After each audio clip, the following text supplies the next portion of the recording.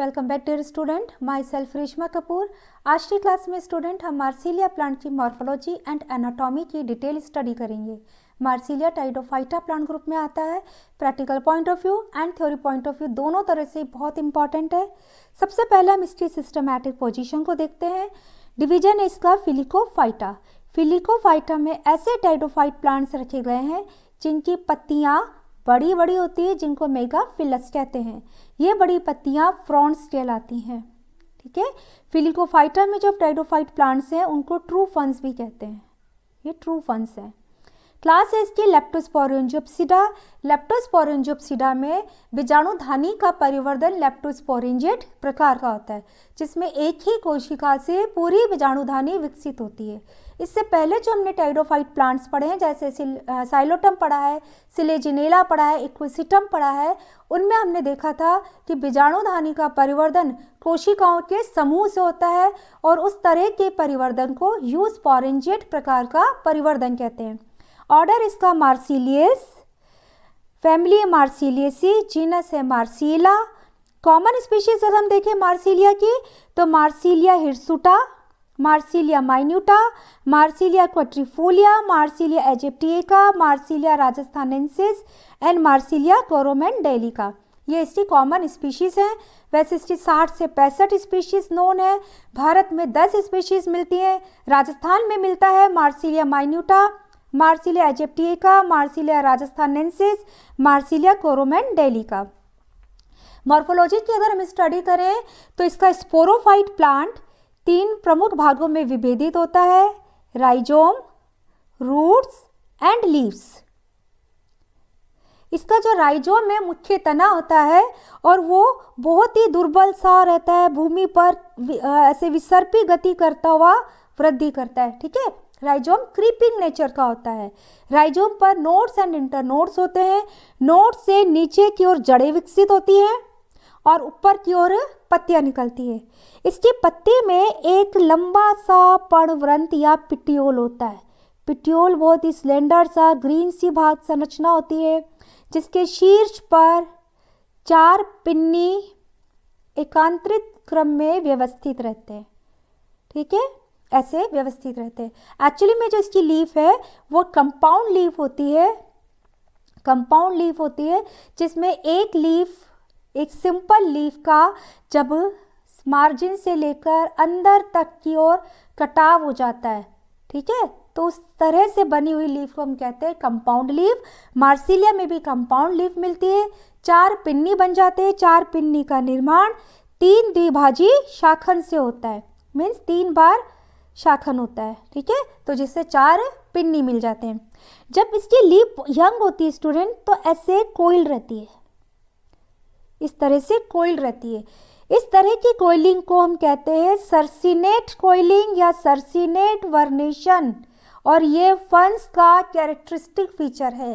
Young stage में सभी फंस प्लांट की जो लीफ हैं ऐसी कोइल्ड मिलती हैं, सर्सिनेट वर्नेशन को दिखाती हैं।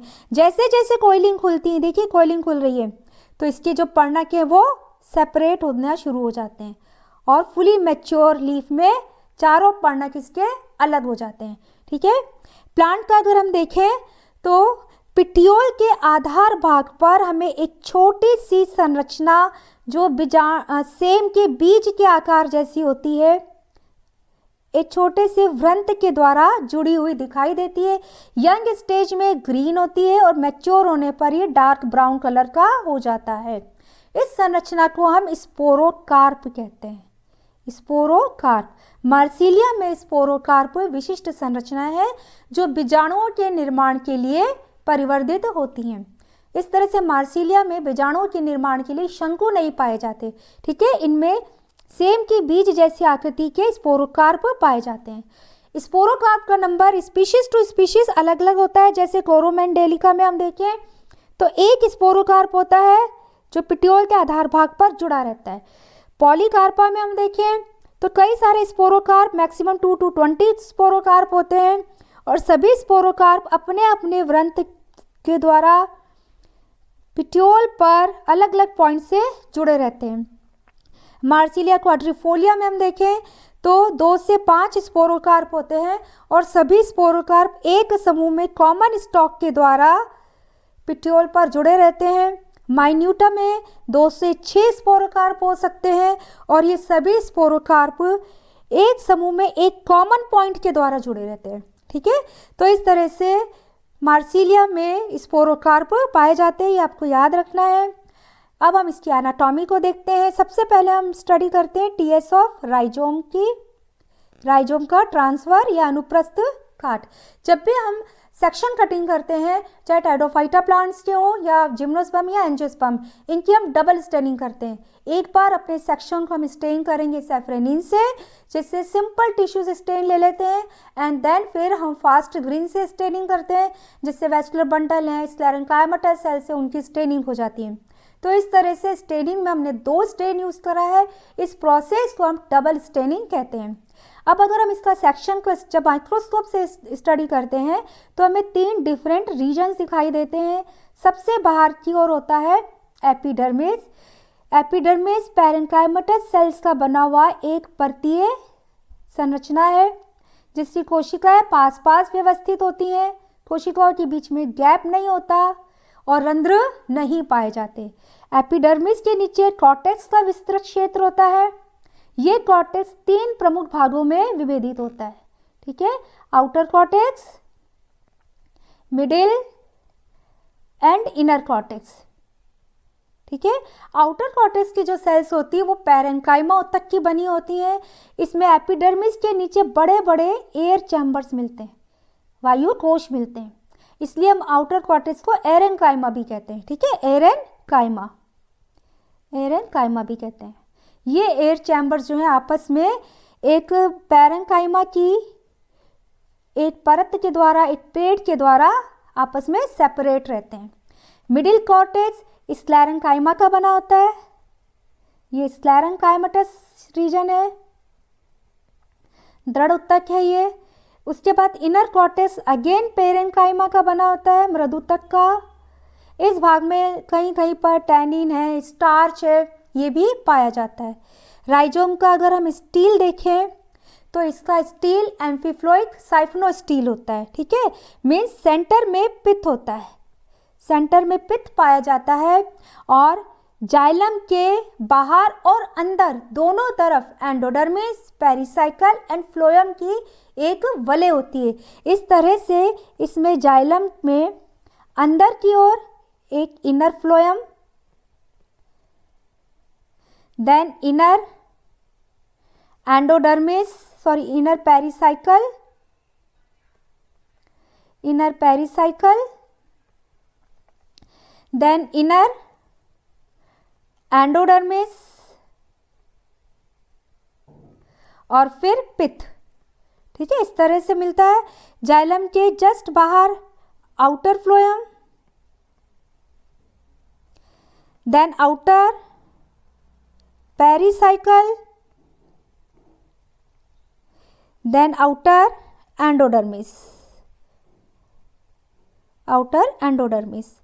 तो इस तरह से इसके स्टील में जाइलम की एक ही वलय होती है, जिसमें अंदर और बाहर दोनों तरफ फ्लोएम, एंडोडर्मिस और पेरिसाइकल की एक एक वलय पाई जाती है।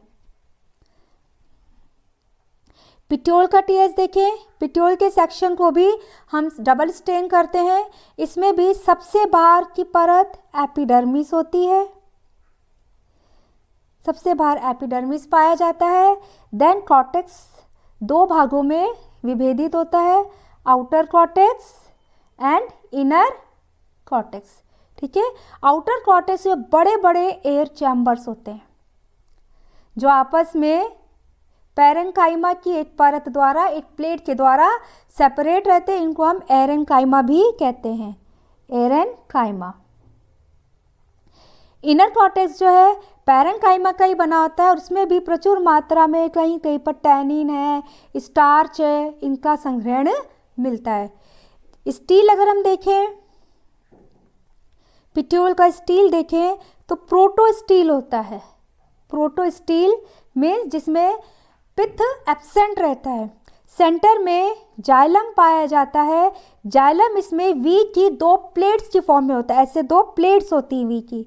यहाँ डायग्राम में देखिए स्टूडेंट, ये क्लियरली दिखाई दे रहा है, ठीक है। ऐसे वी की दो प्लेट्स होती हैं जिसमें बीच में, वी के बीच में जाइलम के बड़े तत्व होते हैं जिसे मेटा जाइलम कहते हैं, मेटा जाइलम। और वी के दोनों पार्श्व की ओर जाइलम के छोटे तत्व होते हैं जिन्हें हम प्रोटोजाइलम कहते हैं। ये है प्रोटोजाइलम। तो इस तरह से इसमें जाइलम के दो बंडल वी के आकार में प्लेट्स में टूटे हुए होते हैं और जाइलम के दोनों तरफ फ्लोएम पाया जाता है।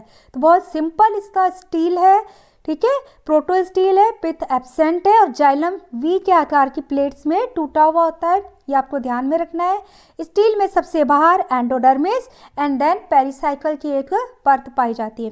तो स्टूडेंट यहाँ पर आपने देखा कि राइजोम में भी एंड पिट्रियोल में भी एयर चैम्बर्स प्रेजेंट है, ठीक है, एरेंकाइमा उत्तक प्रेजेंट है और साथ ही स्क्लेरेंकाइमा भी प्रेजेंट है।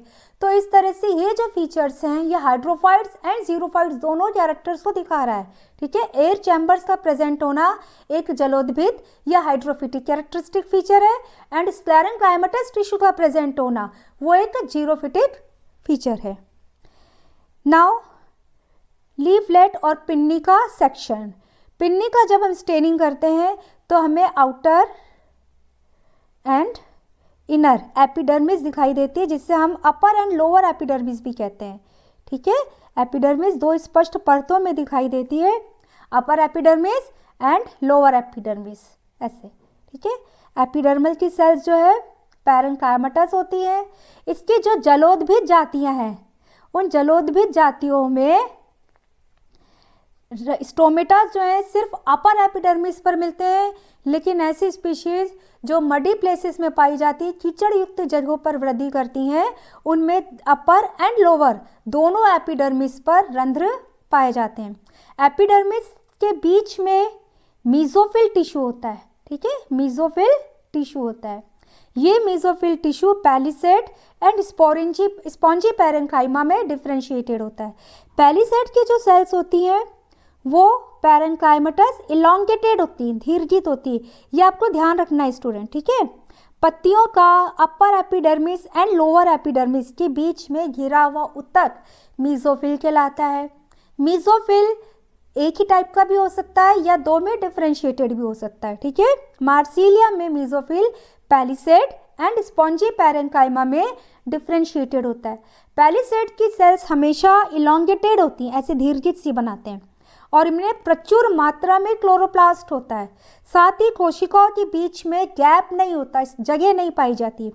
स्पॉन्जी पैरेन्काइमा जो होता है वो गोलाकार अंडाकार सी कोशिकाओं का बना होता है और लूजली अरेंज्ड होता है, ठीक है। इनके बीच में सेल्स के बीच में गैप्स मिलते हैं।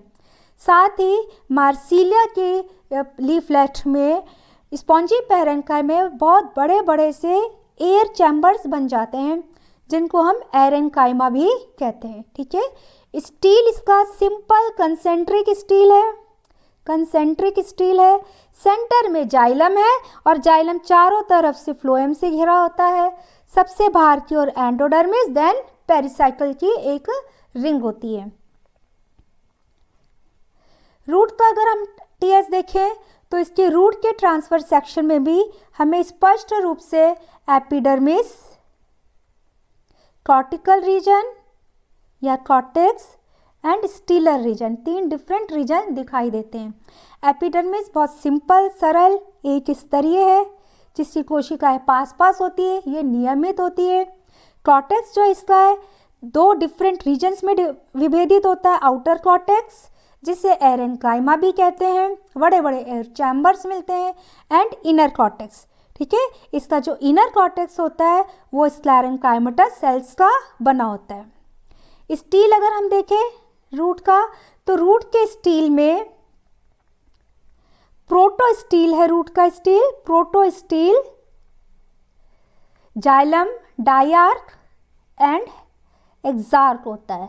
एक्सार्क कंडीशन तब होती है जब प्रोटोजाइलम के तत्व बाहर की ओर होते हैं और मेटाजाइलम सेंटर में होता है, ठीक है।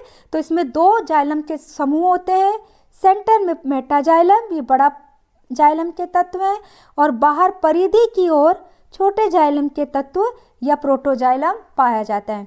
जाइलम के दोनों तरफ फ्लोएम मिलता है। फ्लोएम के बाद एक स्तरीय पेरिसाइकल एंड देन एंडोडर्मिस। तो इस तरह से स्टूडेंट आपने देखा कि मार्सिलिया का, चाहे हम राइजोम का सेक्शन देखें या पिट्यूल का देखें या रूट्स का देखें, सभी में हमें एयर चैम्बर्स दिखाई दे रहे हैं, ठीक है।